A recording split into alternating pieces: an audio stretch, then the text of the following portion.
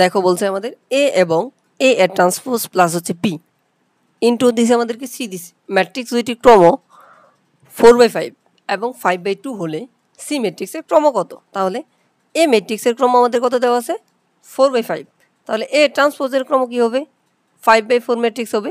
এখন দেখো এ ট্রান্সপোজের সাথে বি হচ্ছে যোগ করছে, তাহলে একটা ম্যাট্রিক্সের সাথে আরেকটা ম্যাট্রিক্স কখন যোগ করা যাবে?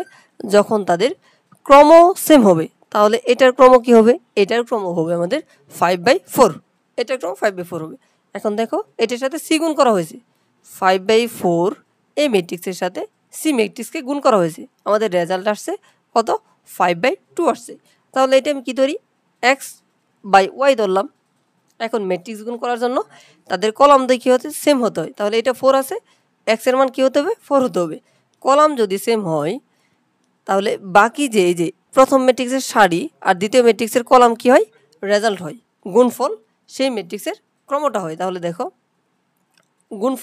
গুণফল কী পাইছি, গুণফলের ক্রম 2 পাইছি না, 5/2 পাইছি না, তাহলে এই যে 5, এই 5 এখান থেকে আসছে 5 আর 2টা কী আসবে, এই যে ওয়াইয়ের মানটা আসবে 2, তাহলে এখানে আমি কী পাইলাম 4/2,